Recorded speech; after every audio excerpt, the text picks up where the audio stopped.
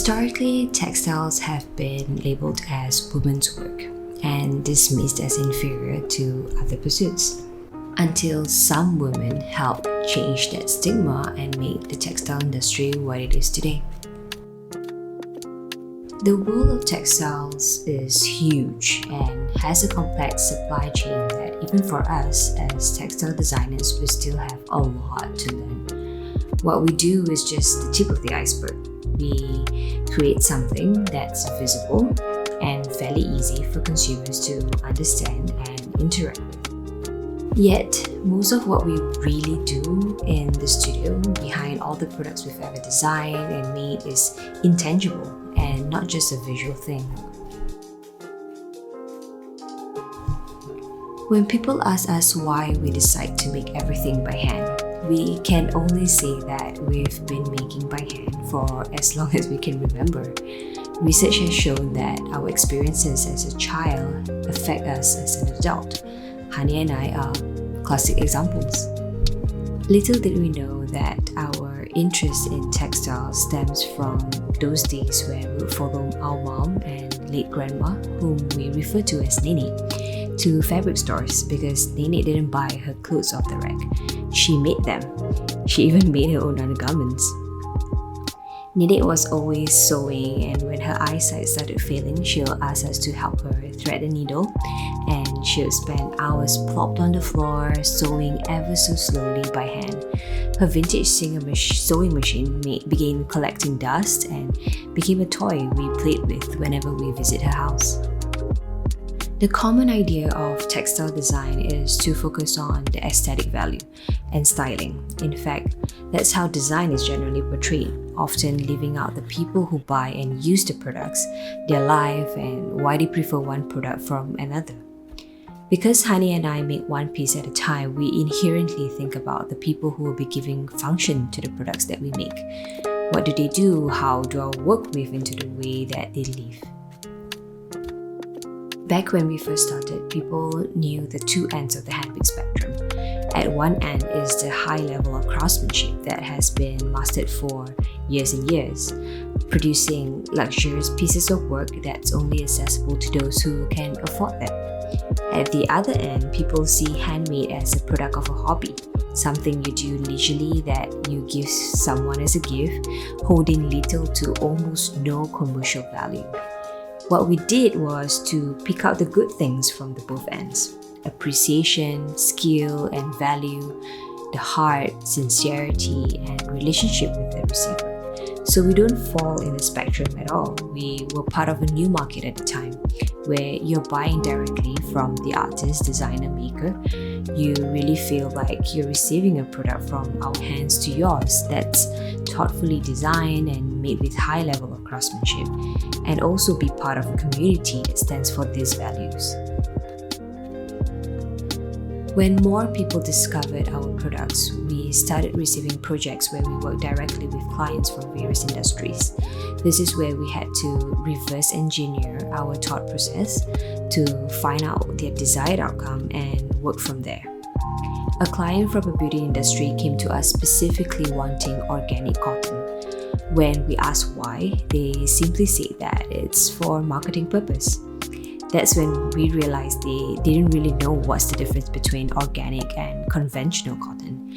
That it's not just about the difference in price, that it's about how the cotton's cultivated, that the soil is pesticide-free for at least 3 years, that it's usually from smaller farms. And they were surprised to know that you can't really tell the difference between organic and conventional cotton quality-wise. You can't see or feel the difference because it's about the source. Another client was interested in recreating one specific product, our grey Umu linen wrap, because it imbued a sense of comfort, serenity, and understated elegance that they wanted their uniform to have. But there was a problem: their laundry system. Large-scale industrial laundry systems will be harsh on natural fibers like linen, so we had to face with the reality of using an alternative, that is synthetic fiber.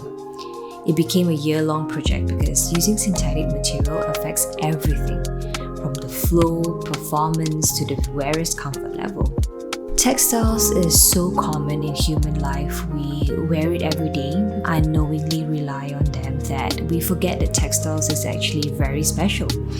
If you look at fashion and interior, design is always what people pay attention to, whereas the fabric that affects everything from the source, performance, and how you feel when you interact with the products is being reduced to a small piece of tag or sometimes forgotten about.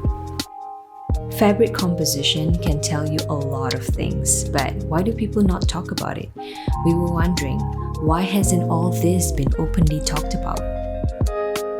So on top of our creative work in the studio, we began a deep investigation process on fabric from a human-centric angle. What we found out was a lot of the common problems that people face with the fabric of their life, like clothes, come down to choice. As the saying goes, life is a sum of all your choices. It's as simple as choosing to wear clothes made of linen on a hot day as opposed to polyester. It can drastically change the way your body responds to the heat, how you feel, and move. That's why in 2018 we wrote an ebook and called it What They're Not Telling You About Your Clothes. We are all exposed to a lot of information these days, and most of us are just collecting information instead of connecting them. We wrote the ebook so you can connect the dots and educate yourself to make choices for your own well-being. Our more recent work, like the linen wrap and linen tote that are made to last without an inch of fabric wasted, are essentially products of our research and naturally feels a lot different from our earlier work. The way customers interact with the linen wrap and linen tote is also different. It's no longer just about the design, the print, or color. It's an intention to enhance and support their well-being, particularly in pursuit of a low-impact lifestyle. The Fictive Studio has been years in the making.